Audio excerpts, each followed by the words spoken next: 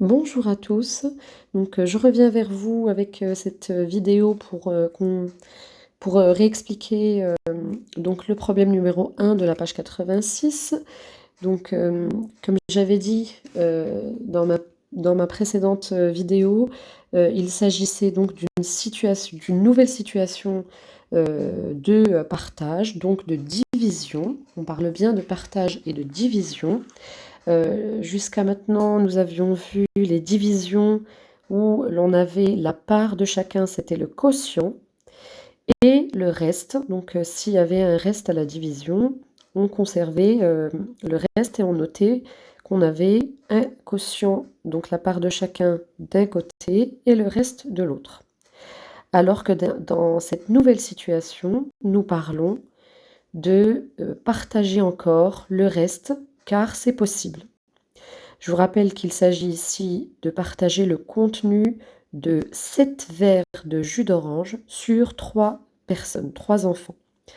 Donc chaque enfant avait 2 verres, donc 2 verres pleins, 2 verres entiers, et il restait le 7e verre à partager qui a été fractionné. Et donc là, on entend le mot fraction. Donc le dernier verre a été fractionné, partagé en 3 parties. Donc l'égalité notée par Mathilde est 7 divisé par 3. Donc le trait de fraction qui est entre le 7 et 3 correspond à la division. Donc ça, il faut le lire comme une division. 7 divisé par 3 égale 2, donc 2 verres entiers, plus une part sur 3, ou une partie sur 3. Donc, pour la suite, il a été demandé d'effectuer la même situation, mais cette fois-ci avec 10 verres à partager entre 3 personnes. Donc, on va procéder de la même façon. Je vais essayer de faire un schéma. Donc, nous avons les 3 personnes, les 3 enfants sur lesquels on doit partager le contenu des 10 verres. Alors, si on fait 10, je note 10 divisé par 3. Donc nous allons avoir 3 verres chacun, puisque vous savez que si je cherche combien de fois j'ai la quantité 3 dans 10, je vais l'avoir, 3 fois, puisque 3 fois 3 égale 9. Donc, tel que vous voyez, j'ai dessiné 3 verres chacun,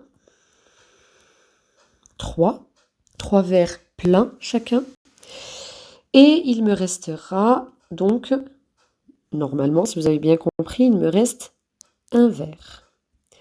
Alors, comme dans la situation précédente, ce dernier verre, donc on va bien faire attention à ce dernier verre, sera partagé en 3 parties égales, comme pour la situation numéro 1.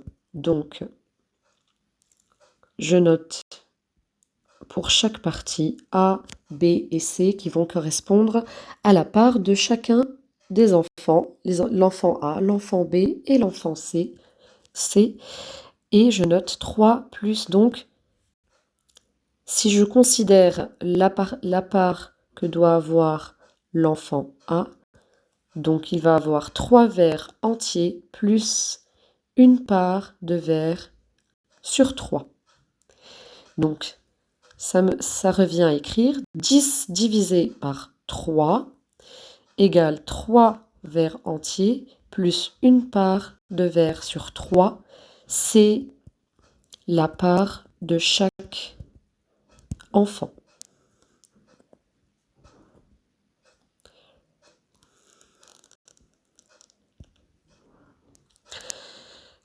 Donc, si l'on revient à la situation précédente, donc si on reprend la page 86 du livre et on prend le problème numéro 2.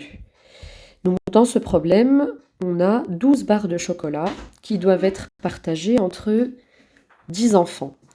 Donc, la part de chacun, alors, il est simple de voir la part de chacun à l'aide du schéma.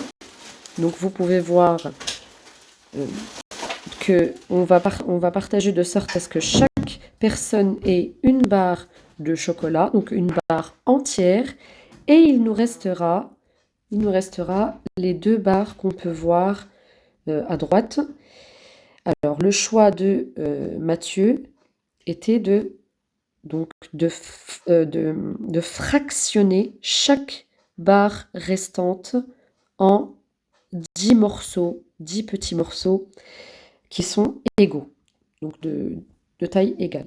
Alors, que dit Mathilde dans son encadré? 12 divisé par 10 égale 1 plus 2 sur 10. Alors, cela correspond au fait des 12 barres qu'on avait à la base, qu'on voulait partager sur les 10 personnes, donc 12 divisé par 10 égale 1. Cela correspond à une barre chacun, donc la quantité que doit avoir chacun, plus 2 petits morceaux sur 10. Alors pourquoi 2 petits morceaux? Parce que tout simplement, chaque enfant, alors vous pouvez voir ici les lettres, donc ça a été fractionné en 10 parts égales, et à chaque fois on a les mêmes lettres qui reviennent, de la lettre A jusqu'à la lettre J. Chaque personne va avoir donc un petit morceau de la première barre reste et un autre petit morceau de la deuxième barre qui reste. Et c'est pour cette raison qu'on écrit 12 divisé par 10 égale 1 plus 2 petits morceaux sur 10.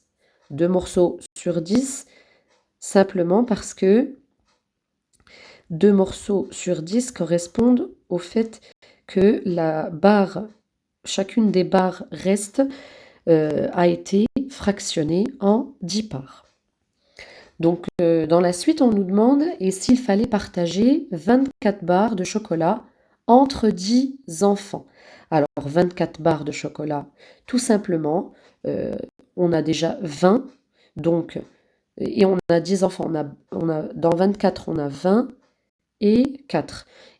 On a aussi 10 enfants. Donc, on va pouvoir donner 2 barres de chocolat chacun. Donc, je vais essayer de noter.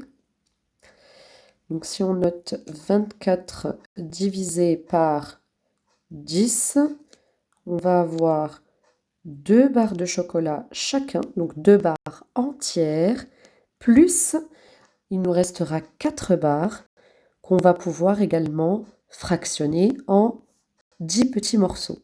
Donc, quelle quantité aura chaque enfant dans ces 4 barres? Eh bien, ça sera 4 petits morceaux sur 10 pour cette situation.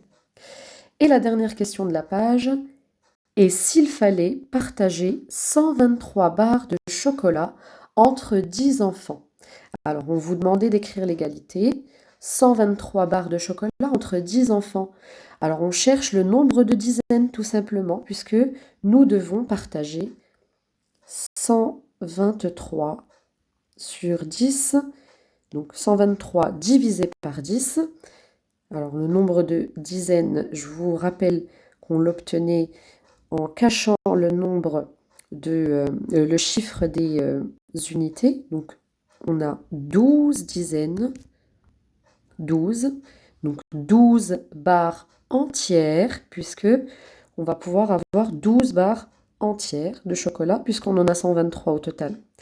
Plus le reste, il nous restera finalement,